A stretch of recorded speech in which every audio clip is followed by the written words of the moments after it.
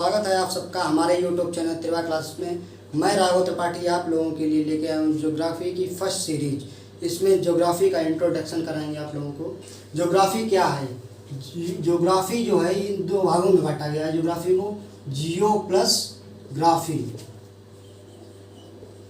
Graphy, जियो मतलब भू पृथ्वी, graphy मतलब अध्ययन करना। अध्ययन करना, जो पृथ्वी के बारे में अध्ययन किया एवं कराया जाता है उसको ज्योग्राफी कहते हैं। ठीक है, अब ज्योग्राफी अगर किसी ने पूछ दिया कि ज्योग्राफी किसे कहते हैं तो हम उसे ऐसे बता नहीं सकते कि जियो प्लस ग्राफी। ये हम लोगों को समझने के लिए सिंपल तरीका है, तो ऐसे बता नहीं सकते कि जियो प्लस ग्राफी। जियो मतलब भू और ग्राफी मतलब अध्ययन करना। जो पृथ्वी के बारे में अध्ययन किया एवं कराया जाए उसे ज्योग्राफी कहते हैं। तो उसके लिए एक डिफिनीसन है, इसको लिखते हैं। हिंदी में इसे भूगोल बोलते हैं। इसकी डिफिनीशन, भूगोल वह विज्ञान सम्मत विषय है। इसकी डिफिनीशन जो है उसमें है भूगोल वह विज्ञान सम्मत विषय है। अब एक इसमें पॉइंट बना विज्ञान। विज्ञान क्या है? तो विज्ञान की डिफिनीशन आप लोग जानते होंगे। विज्ञान किसी क्रमबद्ध सुसंगठित सुव्यवस्थित ज्ञान को विज्ञान कहते हैं। और एक इससे भी सिंपल डिफिनीशन है, वो ये है कि जो प्रयोग या प्रमाण द्वारा सिद्ध किया जाता है उसे विज्ञान कहते हैं। तो इसको भूगोल को जो है विज्ञान से क्यों कनेक्ट किया गया? क्योंकि विज्ञान में भी एक्सपेरिमेंट किए जाते हैं और भूगोल में भी एक्सपेरिमेंट किए जाते हैं। जिस प्रकार से देखिए आप, बादल का बनना, गैस का बनना, ये सब एक्सपेरिमेंट तो हैं।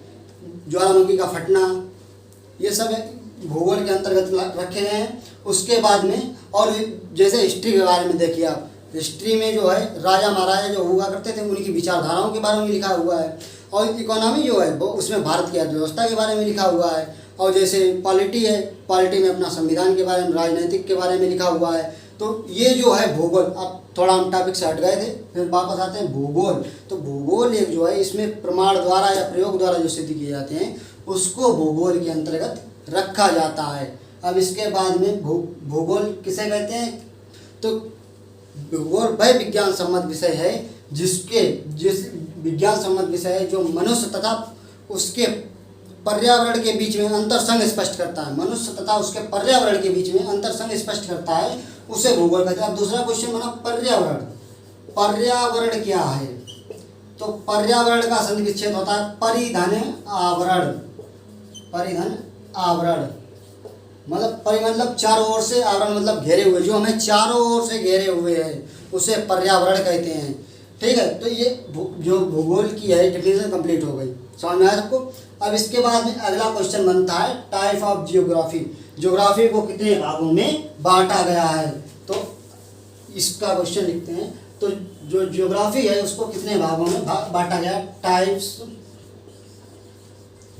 Of geography. जियोग्राफी तो इसको दो भागों में बांटा गया है। जो टाइप ऑफ जियोग्राफी है इसको दो भागों में बांटा गया है। पहला है भौतिक भूगोल।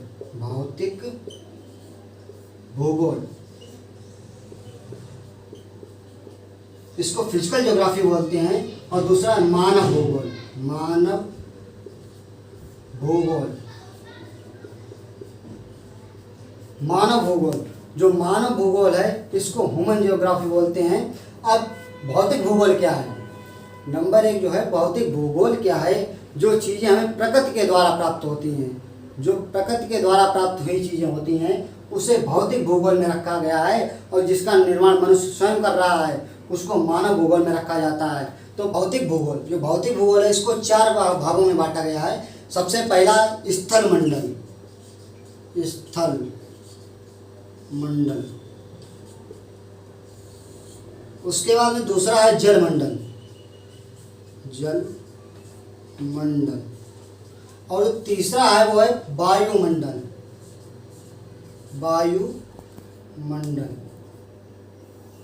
और जो चौथा है उसको क्या बोलते हैं? जैव मंडल। जैव मंडल।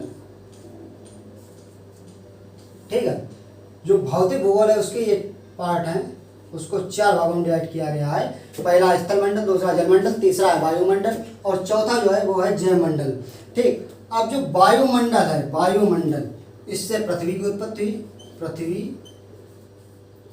की उत्पत्ति, उत्पत्ति किससे हुई? वायुमंडल से। और जो पृथ्वी है ये कहाँ से आई? ये आई ब्रह्मांड से। ब्रह्मांड से। और ब्रह्मांड को किस विज्ञान में रखा गया है? ब्रह्मांड को नक्षत्र या खगोलीय विज्ञान में रखा गया है। नक्षत्र विज्ञान और दूसरा है खगोलीय विज्ञान। खगोलीय विज्ञान, ठीक है भैया। नक्षत्र विज्ञान या खगोलीय विज्ञान में रखा गया है। उसके बाद में ब्रह्मांड। अब देखो ब्रह्मांड तक पहुंच गए। ब्रह्मांड को कौन से विज्ञान में रखा है? नक्षत्र और खगोलीय विज्ञान में। अब देखिए आप लोग ब्रह्मांड क्या है? ब्रह्मांड की उत्पत्ति कैसे हुई? ब्रह्मांड आया कहाँ से? सबसे पहला क्वेश्चन ये है, ब्रह्मांड कहाँ से आया? तो ब्रह्मांड की जो उत्पत्ति है हुई है, जैसे पृथ्वी ब्रह्मांड से उत्पन्न हुई है, उसी प्रकार से ब्रह्मांड जो है वो अंतरिक्ष से उत्पन्न हुआ। अब अंतरिक्ष क्या है? अंतरिक्ष के बारे में आपको पढ़ना पड़ेगा। इससे पहले एक मिनट।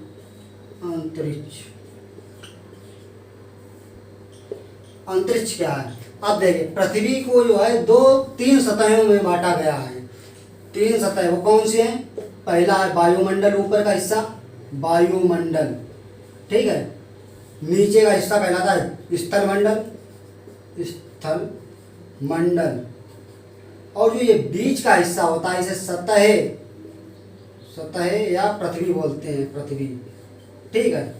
तो अंतरिक्ष कैसे बनता है? अंतरिक्ष जो अंतरिक्ष है ये देखो, जो पृथ्वी प्लस वायुमंडल, जो पृथ्वी और उसका वायुमंडल को जब जोड़ देते हैं, पृथ्वी और उसके वायुमंडल को जब जोड़ देते हैं, इससे आंतरिक अंतरिक्ष बनता है। और पृथ्वी और स्थल मंडल को जब जोड़ देते हैं तो इससे बाह्य अंतरिक्ष बनता है, ठीक। अंतरिक्ष ऐसे बनता है। और उसके बाद में ब्रह्मांड क्या है? अब आंतरिक प्लस बाहरी, जो ब्रह्मांड है उसमें आंतरिक प्लस बाहरी दोनों को जब जोड़ देते हैं, आंतरिक अंतरिक्ष को और प्लस बाहरी अंतरिक्ष को, दोनों को जोड़ देते हैं, उससे ब्रह्मांड की उत्पत्ति होती है, ठीक है। अब इसके बाद में आ जाते हैं पृथ्वी। पृथ्वी क्या है? तो पृथ्वी के बारे में जानते हैं। पृथ्वी क्या है? जहां हम खड़े हैं वह पृथ्वी है। जिस पर जीवन संभव है वह पृथ्वी है। और जो सौरमंडल का हिस्सा हो, पृथ्वी सौरमंडल का हिस्सा होती है, ठीक। और सौरमंडल है ये कई आकाश गंगाओं से मिलकर बना होता है। और कई आकाश गंगा मिलकर एक ब्रह्मांड का निर्माण करती हैं। अब इसके बाद में आ जाइए, पृथ्वी सौरमंडल का हिस्सा है। तो पृथ्वी जो है सौरमंडल का हिस्सा है। तो अब हेडिंग पड़ेगी सौरमंडल। सौरमंडल क्या है? हेडिंग आएगी सौरमंडल। सौरमंडल क्या है? तो सौरमंडल में आप देखिए, जिसमें ग्रह तारे व उल्कापिंड पाए जाते हैं या आते हैं, उसे सौरमंडल कहते हैं। सौरमंडल में वो पिंड शामिल होते हैं जो एक दूसरे को गुरुत्वाकर्षण बल के द्वारा बांधे रखते हैं। सौरमंडल में कौन से पिंड शामिल होते हैं? जो गुरुत्वाकर्षण बल के कारण एक दूसरे को बांधे रखते हैं। इसमें जो ग्रह होते हैं वो किसके कारण परिक्रमा करते हैं? गुरुत्वाकर्षण बल के कारण एक लाइन में या सीरियल से परिक्रमा करते हैं, उस गुरुत्वाकर्षण बल के कारण। तो जो सौरमंडल में सबसे अधिक क्या पाया जाता है? गुरुत्वाकर्षण बल पाया जाता है। उसके बाद में आगे सौरमंडल में कौन कौन से ग्रह हैं? अगला क्वेश्चन है, सौरमंडल में कौन कौन से ग्रह हैं? सौरमंडल में ग्रह, हेडिंग पड़ेगी सौरमंडल में ग्रह। इसमें पहला ग्रह है बुध ग्रह, जो सूर्य के सबसे अधिक नजदीक है, उसे क्या बोलते? वो बुध ग्रह है। दूसरा है शुक्र ग्रह, शुक्र। उसके बाद तीसरा आप लोगों को पता होगा पृथ्वी। और उसके बाद में जो चौथा ग्रह है वो है मंगल ग्रह। इन्हें हम लोग आंतरिक ग्रह भी बोलते हैं। इन्हें क्या बोलते हैं? आंतरिक ग्रह। और इन ग्रह के बाद में उपग्रह आ जाते हैं बीच में।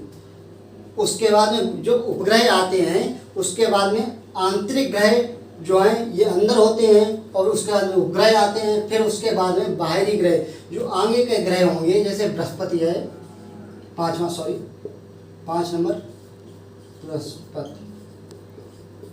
ठीक। फिर है 6 नंबर शनि, 7 नंबर है अरुण, 8 नंबर है वरुण, ठीक है।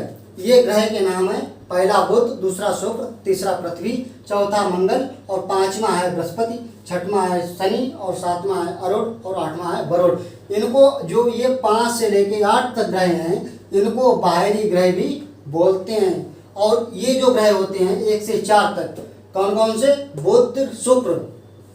बुध शुक्र पृथ्वी मंगल, ये जो ग्रह होते हैं इन्हें ठोस ग्रह के नाम से भी जाना जाता है। और जो ये ग्रह होते हैं बृहस्पति, शनि, अरुण, वरुण, इन्हें ये गैस अवस्था में पाए जाते हैं, इसे गैसीय ग्रह के नाम से भी जानते हैं। तो ये, लेकिन सूर्य के सबसे अधिक नजदीक ग्रह कौन सा है? बुध ग्रह है। लेकिन अगर क्वेश्चन ये पूछा जाए कि सूर्य के सबसे गर्म ग्रह कौन सा है, तो सबसे गर्म ग्रह है भैया ये शुक्र, क्योंकि शुक्र सूर्य से दूर तो है। और आप सोचेंगे बुध सूर्य के नजदीक है तो गर्म क्यों नहीं है? तो इसमें CO2 की मात्रा सबसे अधिक पाई जाती है। किसकी? CO2 की। CO2 मतलब कार्बन डाइऑक्साइड की मात्रा सबसे अधिक होने के कारण ये सबसे गर्म ग्रह होता है, क्योंकि कार्बन डाइऑक्साइड सबसे गर्म होती है। उसके बाद इसे नीला ग्रह या जीवन ग्रह भी बोलते हैं, और इसे मंगल ग्रह को लाल ग्रह के नाम से भी जानते हैं, क्योंकि इसकी मिट्टी जो है वो लाल होती है। और बृहस्पति ग्रह जो है इसे देवताओं का ग्रह के नाम से जानते हैं। अब इसके बाद में नेक्स्ट टॉपिक में चर्चा करेंगे। Okay, thank you class. और आपको अगर मेरा वीडियो पसंद आए तो आप इसे लाइक और सब्सक्राइब कीजिए। Okay, bye. जय महाकाल, जय जय महाकाल।